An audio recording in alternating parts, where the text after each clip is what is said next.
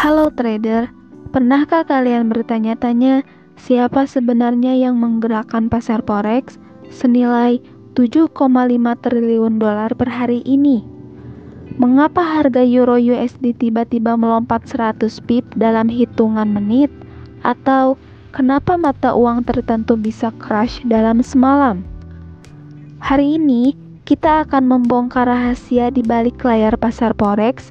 Kita akan berkenalan dengan para pemain besar yang sebenarnya mengendalikan pergerakan harga yang kita lihat di chart setiap hari. Dari video ini, kalian akan memahami siapa saja 5 peserta utama pasar forex, bagaimana mereka saling mempengaruhi, dan yang paling penting, bagaimana kita sebagai trader retail bisa memanfaatkan pergerakan yang mereka ciptakan. Jadi, pastikan kalian nonton sampai habis karena di akhir video ada tips rahasia khusus untuk trader pemula. Bayangkan, pasar forex seperti sebuah ekosistem laut dalam yang di puncaknya ada hiu-hiu besar yang bisa menggerakkan seluruh lautan hanya dengan sekali kibasan ekor. Di tengah, ada ikan-ikan menengah yang mengikuti arus, dan di dasar ada kita, ikan-ikan kecil yang jumlahnya jutaan. Tapi jangan salah, meskipun kita ikan kecil, dengan memahami perilaku hiu-hiu besar ini, kita tetap bisa mendapatkan keuntungan konsisten. Mari kita mulai dari yang terbesar. Peserta nomor 1 dan yang paling powerful yaitu Bank Sentral. Bank Sentral adalah raja dari pasar forex. Mereka punya 3 senjata utama. Pertama, suku bunga. Ketika Federal Reserve naikkan suku bunga, dolar langsung menguat. Kenapa? Karena investor berlomba-lomba pindah ke dolar untuk dapat return lebih tinggi. Kedua, money supply. Ingat masa pandemi, Fed cetak uang triliunan dolar untuk quantitative easing. Hasilnya, dolar melemah drastis karena supply berlebihan. Ketiga, intervensi langsung. Tahun lalu, Bank of Japan interven pas USD JPY tembus 150. Dalam hitungan jam, yen menguat 500 pip. Pelajaran untuk kita, selalu pantau kalender ekonomi ketika ada pengumuman suku bunga atau pidato gubernur bank sentral, pasar bisa berubah drastis dalam sekejap. Di level kedua, kita punya bank komersial. Ini adalah tulang punggung pasar forex. Bank-bank seperti JP Morgan, Deutsche Bank, atau Bank Mandiri ini yang menciptakan 70-80% volume trading harian. Mereka ini seperti market-market yang bikin harga bid dan ask yang kita lihat di platform trading.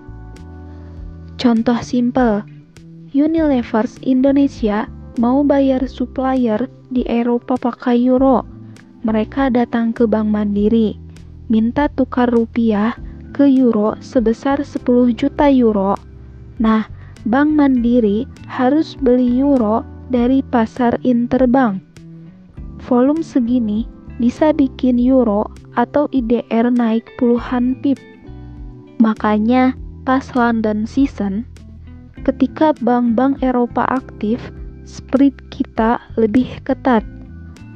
Pas Sydney season, spread melebar karena likuiditas berkurang.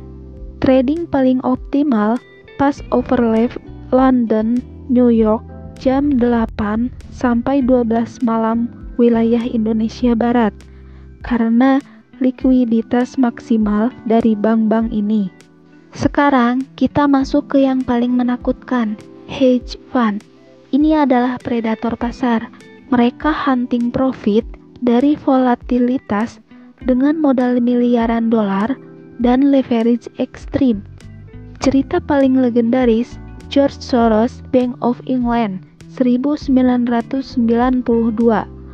Soros yakin Pound sterling overvalued, dia short pound senilai 10 miliar dolar. Bank of England fight back, naikin suku bunga, habis-habisan defend pound. Hasilnya, Soros menang, pound collapse. Dia profit 1 miliar dolar dalam sehari. Bank of England surrender. Makanya Soros dijuluki the man who broke the Bank of England. Hedge fund modern seperti Bridgewater atau Renaissance Technologies masih main di level yang sama. Mereka bisa bikin Euro USD swing 200 pip dalam sehari cuma dari satu posisi besar. Kalau lihat pergerakan aneh atau spike volume tiba-tiba, bisa jadi itu ulah hedge fund. Jangan melawan tren yang mereka ciptakan. Kelompok keempat, institusi keuangan. Ini termasuk perusahaan asuransi, dana pensiun, dan manajer investasi. Bedanya dengan hedge fund, institusi ini main jangka panjang. Dana pensiun yang kelola triliunan rupiah tidak bisa gambling seperti hedge fund. Mereka butuh diversifikasi stabilitas. Contoh, dana pensiun BPJS punya kewajiban bayar pensiun dalam rupiah. Tapi untuk diversifikasi resiko, mereka investasi sebagian di obligasi US Treasury. Artinya, mereka perlu beli USD secara berkala. Institutional flow ini yang menciptakan tren jangka menengah panjang. Kalau kita lihat USD menguat konsisten selama 3-6 bulan. Biasanya didukung oleh aliran dana institusional. Untuk swing trading atau position trading, perhatikan aliran dana institusional. Mereka menciptakan tren yang bisa kita ride selama berminggu-minggu. Dan akhirnya kita, retail traders. Jujur aja, kita ini ikan kecil di lautan besar. Individual kita mungkin cuma trade 1.000-10.000 dolar. Tapi jangan remehkan kekuatan kolektif.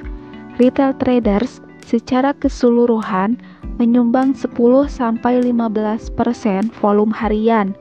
Dan yang menarik, retail sentiment bisa jadi kontrarian indikator yang powerful. Data dari broker-broker besar sering show ketika 80% retail traders long Euro USD, justru Euro USD turun. Kenapa? Karena retail traders cenderung ikut-ikutan masuk pas tren sudah mau berakhir. Tapi ada kelebihan kita, fleksibilitas. Hedge fund dengan modal miliaran dolar tidak bisa exit posisi semudah kita. Mereka butuh waktu hari atau minggu, sedangkan kita bisa keluar dalam hitungan detik. Kunci sukses: jangan melawan institutional flow. Ikuti tren yang mereka ciptakan, tapi dengan timing dan risk management yang tepat. Sekarang yang paling penting, bagaimana semua peserta ini berinteraksi? Hierarki pengaruhnya seperti ini. Bank sentral, mereka buat kebijakan. Bank komersial, mereka eksekusi dan provide likuiditas. Hedge fund dan institusi, mereka respon dan spekulate. Retail traders, kita follow atau melawan, biasanya salah timing. Contoh real, Fed announce hawkish stance. Bank komersial anticipate USD strength. Hedge fund mulai accumulate USD. Institutional money flow ke US asset. Retail traders FOMO masuk. USD rally extended. Atau sebaliknya, retail panic selling, hedge fund contrarian buying. Price reversal, retail stop loss triggered cascade effect. Inilah kenapa penting banget understand siapa yang ada di ruangan pas kita trading. Market struktur ini yang bikin forex bukan cuma random walk, tapi punya pola yang bisa kita pelajari. Oke, sekarang tips praktis yang bisa langsung kalian aplikasikan. Tips 1. Economic calendar is your best. Selalu cek jadwal pengumuman bank sentral, NFP, FOMC meeting, ICB Fresh Conference. Ini semua game changer. Tips 2. Know your trading hour. Prime time 8 sampai 12 malam wilayah Indonesia Barat, pas London New York overlap. Ini saat bank komersial paling aktif. Spread ketat, movement paling predictable. Tips 3. Watch institutional flow. Monitor commitment of traders report. Institutional positioning. Kalau institutional money mulai accumulate currency tertentu, biasanya tren berkelanjutan. Tips 4. Use retail sentiment kontrarian pas 80% plus retail traders posisi ke satu arah. Prepare untuk reversal, tapi tunggu confirmation dari price action. Tips 5. Risk management is king. Sebagai retail traders, advantage kita adalah agility. Gunakan tight stop loss, proper position seizing. Kita tidak bisa move market, tapi kita bisa protect capital. Jadi kesimpulannya guys, pasar forex itu seperti ekosistem yang kompleks. Ada predator, ada prey, ada yang cari makan, ada yang cari aman. Sebagai retail traders, kita memang ikan kecil, tapi dengan memahami behavior hiu-hiu besar ini, kita bisa anticipate market move on lebih baik. Avoid trading pas kondisi tidak menguntungkan. Right momentum yang paling diciptakan institutional player. Move importantly, survive dan profit konsisten. Kalau video ini membantu, jangan lupa like dan subscribe untuk konten trading education lainnya. Di video berikutnya, kita akan bahas tentang market struktur, bagaimana cara baca pergerakan harga dari perspektif institutional player ini. Thanks for watching, happy trading, dan sampai jumpa di video berikutnya.